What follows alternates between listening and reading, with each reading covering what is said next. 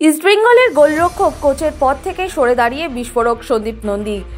Head coach Oscar ব্রুজোকে এক হাত নিলেন তিনি। চলতি মরশুমেই ইস্টবেঙ্গলের গোলকিপার কোচের দায়িত্বে নিয়ে আসা হয়েছিল তাকে।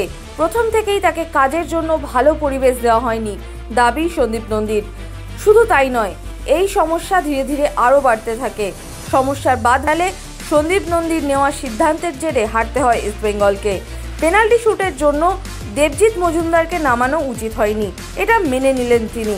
কিন্তু তার জন্য তাকে সকলের সামনে অপমান করার অধিকার অস্কারের নেই, মত সন্দীপ নন্দীর। তিনি মনে করেন দেবজিৎ সফল হলে এত কথা হতো না। ফুটবলে এরকম হতেই পারে, এর আগেও হয়েছে। তার মতে গোয়া বিমানবন্দরে অপমান করা হয়েছে তাকে, তাই তিনি সরে দাঁড়ালেন ইস্টবেঙ্গলের গোলকিপিং কোচের পদ থেকে। বিমানবন্দর থেকেই ফোনে কথা বললেন তিনি। এই পুরো ঘটনাটি শুনে নিন সন্দীপ নন্দীর মুখেই, বিয়ন্ড স্পোর্টসের পর্দায়। হ্যাঁ, এটা সত্যি কথা। Very unfortunate. আজকে দেখো, সবাই জানো যে একটা আইএফএসএল ফাইনালে যে দেবজিৎকে মানে নামানোর ডিসিশনটা আমি সাজেশন আমার ছিল কোচকে। কিন্তু দেখো, অ্যাজ এ গোলকিপার কোচ আমার মনে হয়েছে দেবজিতের ট্র্যাক রেকর্ড প্রিভিয়াস ভালো, তাই আমি সাজেশন দিয়েছিলাম। কোচ সেটাকে অ্যাকসেপ্ট করে নামিয়েছে। কিন্তু তারপরে কোচ তোমাদের প্রেস মিটেও বলেছে, কোচিং স্টাফের কথা শোনা হয়, ভুল হয়েছে, এইসব নানা রকম বলেছে। আজকে দুদিন হয়ে যাওয়ার পরও আজকে যখন আমি গোয়া এয়ারপোর্টে নামি, কোচের সঙ্গে সম্মুখীন হই, আমি গুড মর্নিং সম্বোধন করার পরে সে আমাকে জানতে চায় আমি কেমন আছি। আমি তার উত্তরে যখন বলি আমি ভালো নেই, আমি খুব স্যাড, আমি ওই ডিসিশনটা আমি মানতে পারছি না, আমি সত্যি মনে হচ্ছে বাজে ডিসিশন নিয়েছি। তারপরে সে আমাকে চ্যালেঞ্জ করে যে এটা কার প্রভোকেশনে তুমি করেছিলে, কার ইনস্ট্রাকশনে তুমি করেছিলে।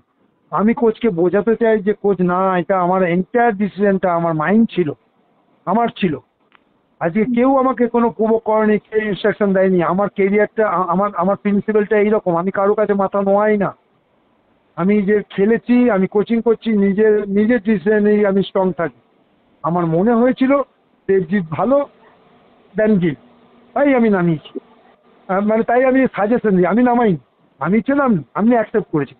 কিন্তু আজকে যখন অ্যাকসেপ্ট হয়ে গেছে, বাজে হয়ে, আমি অ্যাকসেপ্ট করেছি আমার ডিসিশন রং, তারপরেও সে আজকে ইন ফ্রন্ট অফ মানে সবার সামনে গোয়া এয়ারপোর্টে যখন আমাকে অপমান করছে, মানে ভয়েস রেজ করছে, আজকে সে বলছে তোমার কি প্রিপারেশন ছিল পেনাল্টি শুট আউটের জন্য। আমি বললাম, অ্যাজ এ হেড কোচ আপনার কি প্রিপারেশন ছিল পেনাল্টি শুট আউটের জন্য? আপনি কোনো প্রিপারেশন করেননি। আপনি আমাকে এন্টার স্টার্টিং ডেট থেকে কোনো হেলদি মানে পরিবেশ দেননি যাতে আমি আগ বাড়িয়ে আমি কোনো প্রিপারেশন নিতে পারি। কারণ আমাকে সবসময় ডাউটিং করেছেন, কারণ আমাকে রেকমেন্ড করেছে ক্লাব পিপল। প্রথম দিন থেকে আমাকে ডাউট করা হতো। আমি খবর ফাঁস করছি রিপোর্টারদের, আমি খবর ফাঁস করছি ক্লাব অফিসিয়ালদের। এই পরিবেশে কাজ করা যায় না। আমার দম বন্ধ হয়েছিল, হাঁসফাঁস করতাম, আমাকে টাইম দেওয়া হতো না। তো এইটা কতদিন? আজকে যখন ইন ফ্রন্ট অফ এভরিওয়ান আমাকে ডিসরেসপেক্ট করলো, আমি একদণ্ড ভাবিনি। কারণ আজকে দেখো, ফুটবল খেলে আমি যেটুকু আমি 5%, 10% যাই রেসপেক্ট আর্ন করি, আমাকে কারুর অধিকার দেয়নি। সে ফার্গুসন, সে যদি তোমার পেপ গার্দিওলা হয়, কারুর অধিকার নেই আমাকে ডিসরেসপেক্ট করার। কারণ আমি আর্ন করেছি সেই রেসপেক্ট। সে আমার কোচিং নিয়ে প্রশ্ন তুলছে। আমি দেখতে চাই উনি কত বড় কোচ। উনি এত বড় কোচ হলে স্পেন থেকে এসে ইন্ডিয়া থেকে বিতাড়িত হয়ে বাংলাদেশের মতো নিচু যায়, মানে যে লোয়ার র্যাঙ্কিং এতে টিমে কোচিং করতেন না। আজকে সে ইন্ডিয়ার কোচিং করে ইন্ডিয়ার যে পিপলকে দিয়ে 25 বছর সার্ভিস দিয়েছে, যে টপ লেভেলে খেলে সাকসেস পেয়েছে, 7 বছর ধরে টপ লেভেলে কোচিং করছে, তাকে ডিসরেসপেক্ট করছে প্লেয়ারের সামনে। এই হিম্মতটা কে দিয়েছে আমি জানতে চাই। আমি দেখতে চাই, হ্যাঁ, অস্কার ব্রুজো কত বড় কোচ আমি দেখতে চাই।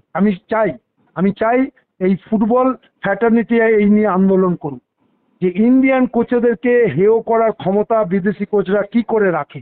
আমি এই প্রশ্ন তুলছি, আমার এটা দীর্ঘদিনের প্রশ্ন। আজকে সে তো প্লেয়ারের সামনে আমাকে রেসপেক্ট করলো।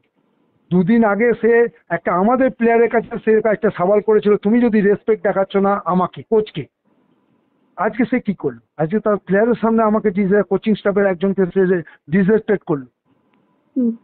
তাহলে এটা কি, কে তাকে অধিকার দিয়েছে? আমি তো বারংবার আমি অ্যাকসেপ্ট করেছি আমার ভুল ডিসিশন, আমি সাজেশনটা আমার ভুল ছিল। এটা সাজেশনটা রাইটও হতে পারতো। ফুটবলে তো তোমার সব ডিসিশন রাইট হয় না।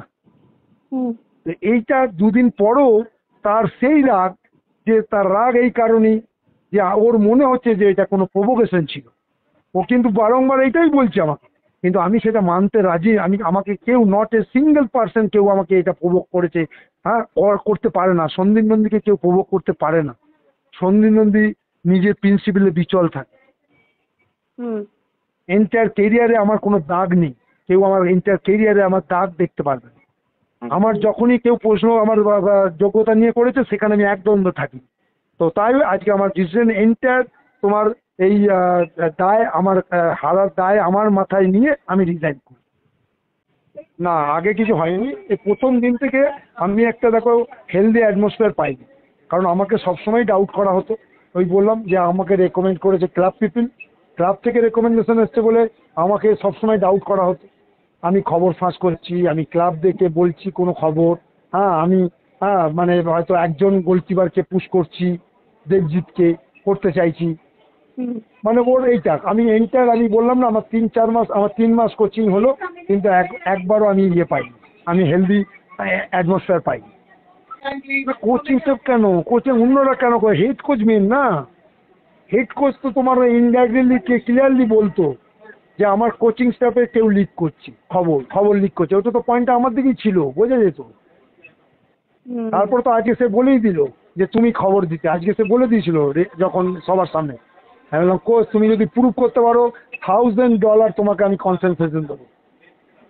তুমি প্রুভ করে দেখাও যে আমি বলি, তাহলে আমি ফুটবল থেকে সরে যাব।